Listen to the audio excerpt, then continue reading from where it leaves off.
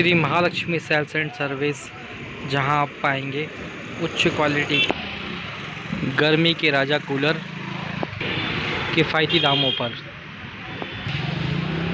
LED TV, fridge, washing machine, cooler, home theatre की विशाल श्रृंखला, सोफ़ा सेट, अलमारी,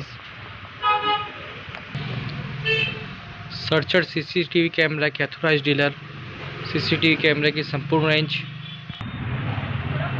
mobile accessories, mobile speakers,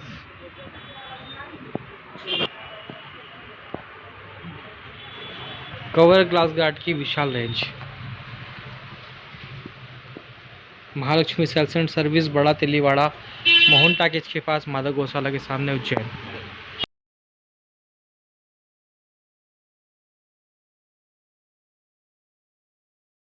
lockdown के चलते शहर में जे नमकीन की दुकान को आज जिला प्रशासन द्वारा सील कर दिया गया। जिला प्रशासन को 1 माह के लॉकडाउन के बाद आज जे नमकीन की दुकान पर नमकीन का व्यापार नजर आया, जबकि वास्तविकता यह है कि शहर के नमकीन व्यापारियों ने पूरे लॉकडाउन के दौरान जमकर व्यापार किया। स्टेट वार्ता के माध्यम से पूर्व में भी नमकीन के व्यापार से संबंधित वीडियो समाचार बुलेटिन में बताए गए थे, लेकिन प्रशासनिक अमला कोई कार्रवाई नहीं करता रहा। आज अचानक एक दुकान पर कार्रवाई कर प्रशासन वाहवाही लूटने का प्रयास करता हुआ नजर आया।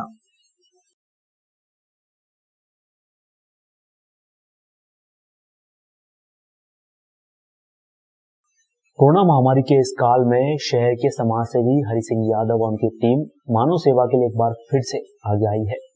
शहर के मध्य स्थित सामाजिक न्याय परिसर में कोविड-19 का 30 बेड का अस्पताल बनाकर तैयार कर दिया गया है। यहाँ जिलाधीश, कलेक्टर, वहीं उज्जैन उत्तर विधायक पारस जैन ने निरीक्षण कर आज से इसका शुभारंभ कर दिया। यहाँ पर मरीजों को निःशुल्क दवाइयाँ, भोजन की व्यवस्था, कोरोना बीमारी से जुड़ी सभी चीजें हरि सिंह यादव और उनकी टीम द्वारा निःशुल्क प्रदान की जाएंगी।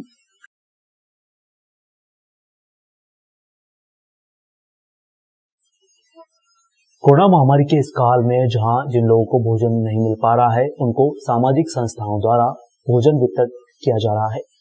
जरूरतमंदों को महामारी के दौर में फर्स्ट बाइट फाउंडेशन व राष्ट्रीय युवा हिंदू वाहिनी के संयुक्त प्रयासों से भोजन व राशन की किट प्रतिदिन वितरित की जा रही है। इस मामले में जानकारी देते हुए पीयूष मालवीय व देवेंद्र कोठारी ने बताया कि जब तक लॉकडाउन रहेगा तब तक जरूरतमंदों के बीच संस्था के द्वारा भोजन वितरण व राशन की किट वितरित की जाएगी।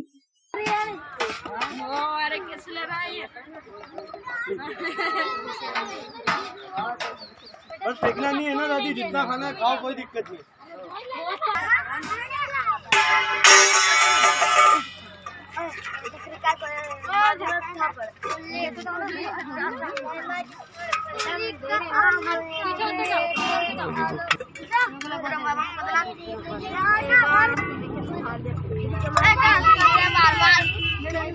करवा दो।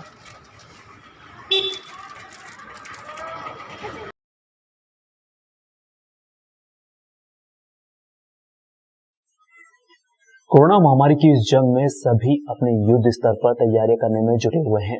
वहीं एक मशहूर चिकित्सक ने रेमडेसिविर इंजेक्शन के बारे में सच सबके सामने रखा। सभी का लक्ष्य यही है कि दुनिया को इस महामारी से कैसे बचाया जाए। इसके लिए युद्ध स्तर पर प्रयास भी किए जा रहे हैं। गत वर्ष जब इस महामारी ने अपना प्रकोप दिखाया था, तब किसी भी प्रकार की दवाई उपलब्ध नहीं थी। महामारी पर कुछ प्रयोग करने के बाद नियंत्रण कर लिया गया, लेकिन इस बार भारत के पास रेमडेसिविर नामक इंजेक्शन व अन्य दवाइयां उपलब्ध हैं। इसके बावजूद महामारी का प्रलय जारी है। ऐसा क्यों? यह एक विचारणीय प्रश्न है, जबकि वास्तविकता क्या है यह भी समझने वाली बात है। इसी को लेकर देश के प्रसिद्ध चिकित्सक डॉक्टर संजीव ने इस मामले में एक चौंकाने वाला सच सबके सामने उजागर किया है। ये ना तो ब्लैक हुआ, ना लोग इसके पीछे भागे। क्यों नहीं भागे? क्योंकि अगर आप इसकी एमआरपी देखिए, ये 10 रुपए है। डेक्सामेथासोन के ऊपर यूके ने स्टडी निकाली है और पूरे वर्ल्ड में ये स्टेरॉइड दिया जाता है। ये इंजेक्शन रेमडेसिविर से ज्यादा जान बचा रहा है, और ये मैं ऑन रिकॉर्ड बोल रहा हूं। रेमडेसिविर से ज्यादा इफेक्टिव ये इंजेक्शन है, पर ये सब मेडिकल गाइडेंस के अंडर ही दिया जाता है। इसलिए रेमडेसिविर के पीछे भागना छोड़िए, जो अवेलेबल है जिससे हम अपने लोगों की जान बचा सकते हैं, जो हमारे पास इंडिया में सस्ता अवेलेबल है, आप उसके साथ जाइए। तो बाकी दवाइयों का क्या हुआ?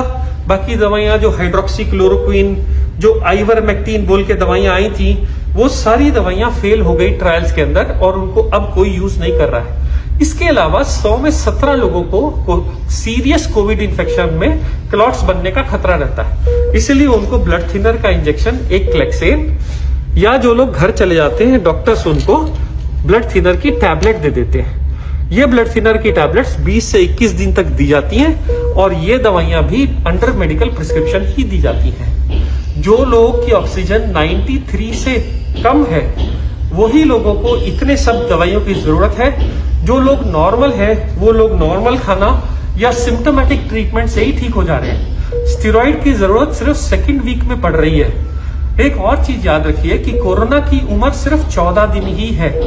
अगर आप 14 दिन जी गए तो आप कोरोना से जीत गए। अमूमन आदमी की उम्र 50-60 साल होती है।